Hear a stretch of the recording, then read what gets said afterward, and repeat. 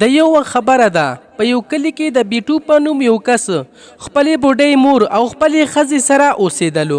د په دې کلي کې په یو هوټل کې نوکري کوله، خو بل طرف ته په دې کلي کې د میټا په نوم یو کس خپلې ښځې نصیبې کینچي او خواښې سره اوسېدلو. میټا به هیڅ قسمه کار نه کولو او شپه ورځ به خوبونه کولو. د میټا خواښې یو چیلۍ ساتلې وه چې ده به دې چیلۍ نه پۍ ویستلې او بیا به یې خرڅولې، په دې به یې د کور ګزاره کوله. نصیبه ستا خاوند همیشه دپاره خوبونه کوي. هغې پاڅه او ورته ووایي د چیلۍ دپاره ګیا مایه راوړي. سمه ده مورجانې، زه اوس ورځم او پاڅوم یې. بیا نصیبه میټا ته راشي. ای میټې پاڅه، همیشه دپاره خوبونه کوي، لاړ شه چیلۍ دپاره ګیا شی راوړه. ای غټ پوزې ښځې، ته او ستا مور مې آرام ته نه پرېږدی. ستا د مور چیلۍ دونه کمزوري شوې ده، هغې ته د ګیا ضرورت نه، د قصاب ضرورت دی. زه خو چې قصاب به راولو دی به حلاله کړو، لږ چېرته غوښه خو به وخورو که نه. میټا د ته څه الوتې وایي؟ که زما مور واورېدلو ستا خیر نشته، ورشه ګیا راوړه چیلۍ ته. ښه ورځم، یو خو تاسو مونږ آرام ته نه پرېږدی. بیا نصیبه او میټا بهر چې کله راشي، ای خواښې راکه پیسې راکه چې ګیا راوړم. دا څنګه زوم ده چې خوښې نه پیسې غواړي؟ تا ته شرم نه درځي؟ دا چیلۍ بوځه بهر په پټو کې وڅروه او هلته نه ځان سره واښه هم راوړه. او میټا زما مور ښه وایي، دا بوځه چا پټو ته یې بوځه، ښه ډېره ګیا ورباندې وخوره چې لږه غټه او څربه شي. دې نه وروسته میټا دغه چیلۍ روانه کړي او دلته نه لاړ شي. خو بل طرف ته بیټو په دې کلي کې هوټل کې کار کوي چې په دې وخت کې د دې کلي ایسیچو هم دته راشي. ای هلکه یو کار وکړه، 1 کیلو مټن کړی او 10 روټۍ دا زموږ دپاره پیک کا. سمه ده خنجي، زه هم د اوس تاسو له درکوم.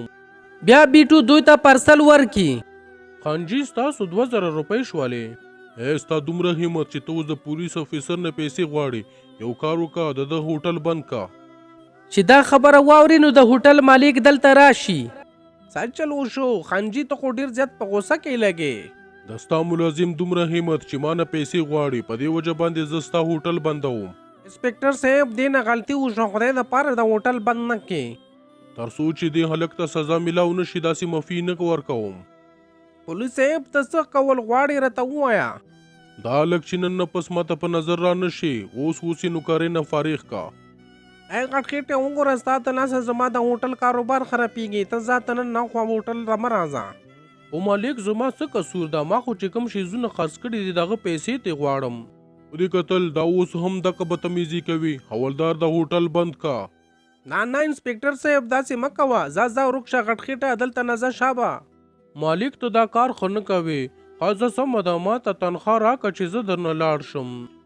د هوټل مالک بیټو ته 10,000 روپۍ ورکي او بیټو دلته نه روان شي ډېر خپه وي ځان سره. خو بل طرف ته میټا دلته ځان سره یو ځای کې ناست وي او ځان سره سوچ کوي. دا چیلۍ او زما خواښې خو زما دپاره یو غم جوړ شولو، ما نه دونه ډېر محنت نه کیږي. په دې وخت کې بیټو دلته په لاره باندې تیریږي چې د ده نظر په میټا باندې پریوځي. دا میټا ورور دلته چیلۍ سره ناسته، دا څه کوي چې زه ورشم دې نه تپوس وکم. بیټو چې کله میټا ته راشي، میټا وروره ته دلته ولې ناستې؟ بیټو زه دا چیلۍ خرڅولو ته راغلی. میټا وروره ته په 100 روپۍ باندې خرڅوي دا چیلۍ، خو دا چیلۍ خو ډېره زیاته کمزورې ده. بیټو د دې کمزورۍ پسې مه ځه، د پیو نه غټې غټې بلټې ډکوي، خو لږ شانتې کمزوري ده ځکه یې په 15,000 خرڅوم. میټا وروره دا چیلۍ به زه تا نه واخلم، خو ما سره صرف 10,000 روپۍ دي. په دې خبره میټا ځان سره سوچ کوي. 10,000 روپۍ ښې ډېرې روپۍ دي چې دغه روپۍ زه خواښې له ورکړم، ډېره زیاته به خوشحاله شي او داسې به زه د چیلۍ نه هم خلاص شم. میټا وروره څه سوچ کوې؟ هېڅ نشته، ما سته په 10,000 روپیو کې سودا منظوره ده. بیا بیټو 10,000 روپۍ ورکې دلته نه کور ته چیلۍ بوځي او میټا ښه په خوشحالۍ خپل کور ته راشي. میټا دا ولې یوازې کور ته راغلی؟ زما چیلۍ چېرته ده؟ میټا 10,000 روپۍ دته ښکاره کړي. ای خواښې، ما ستا کمزوره چیلۍ په 10,000 روپۍ باندې خرڅ کړه، اوس خو ته خوشحاله شه. ای منحوس انسان، دا تاسو وکړو؟ هغه چیلۍ شوده ما خرڅولو په هغه مې د کور ګزاره کوله او واپس راوله، کنې خیر دی نشته. میټې مورجانه ډېره په غوسه کې ده، ورشه واپس یې راوله. ای ښځې هغه چیلۍ خو اوس نه واپس کیږي. ای خواښې ته دا 10,000 روپۍ واخله، غوسه کېږه ما نن نه، خو به ټول کارونه زه کوم، خرچه به زه چلاوم. راکه 10,000 روپۍ لاړ شه او ځان ته څه کار وګوره. بیا میټا 10,000 روپۍ ورکې دلته نه لاړ شي او واپس دې ځای ته راشي دلته کینی. داسې څه کار وکړم چې په هغې کې پیسې راشي، که نه یې خواښې خو به ما بیا مړ کړي. میټا ځان سره سوچ کوي چې په دې کې یو آیډیا دته راشي. ولې نه، زه به د خلکو ودونه کوم، په دې کې پیسې هم ښه میلویږي، زه همدغه کاروبار شروع کوم. خو بل طرف ته بیټو دکه چیلې ځان سره کور ته راولي او بیا خپلې مور او ښځې ته ټولې خبرې وکړي. دوی چې کله دا خبرې واوري نو ډېرې زیاتې خفه شي. اچھا موږ به ګزاره څنګه کوو؟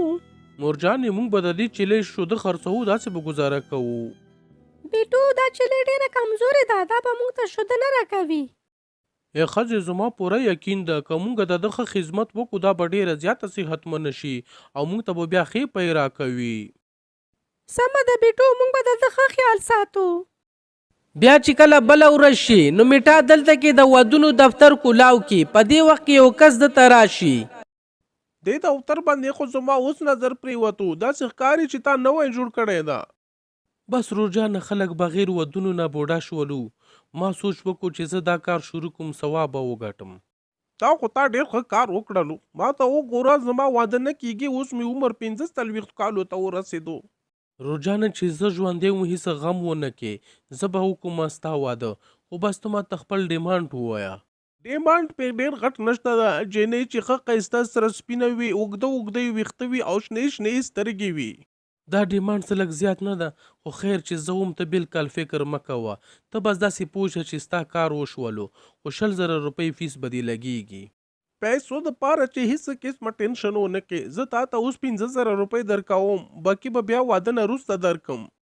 بیا دا کس 15,000 روپۍ ورکړي او دلته نه لاړ شي. میټا چې دا وویني نو ډېر زیات خوشحال شي.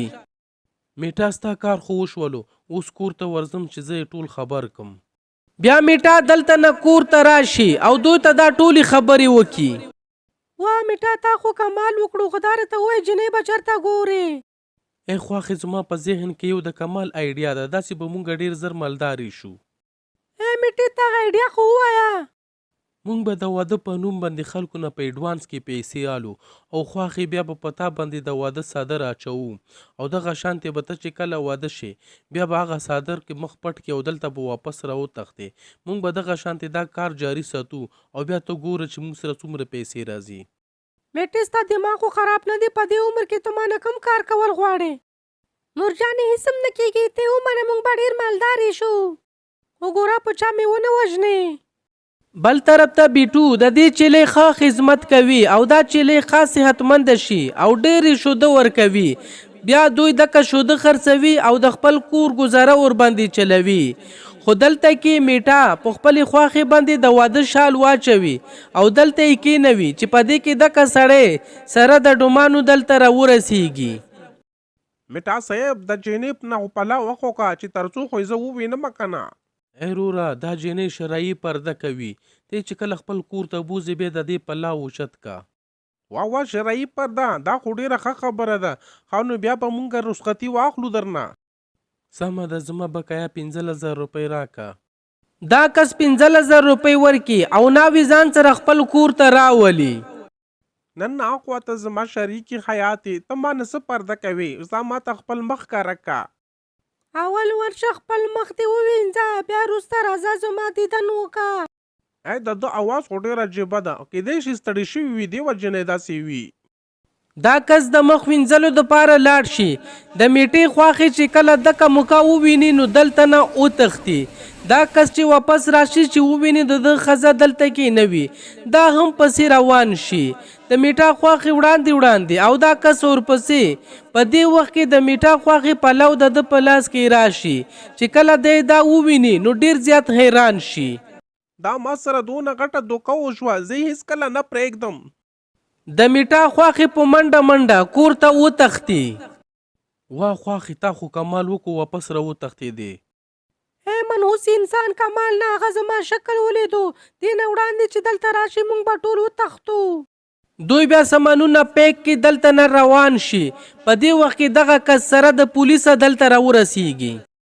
انسپکټر صاحب وګوره، دوی دلته ما سره دوکه وکړه او دلته نه تښتي. وایي نه سیده کا. فريډي جنې دې یاد کړې وه او بیا دې بوډۍ سره د دې واده وکړلو اوس خو به ته خامخا جیل ته ځې. بیا دینه وروسته پولیس والا دو جیل ته بوزي. که زمونږ ویډیو ستاسو خوښه وي ویډیو لایک کړئ او چینل سبسکرایب کړئ او مونږ ته کامنټ کې ووایئ چې زمونږ ویډیو څنګه وه. مننه.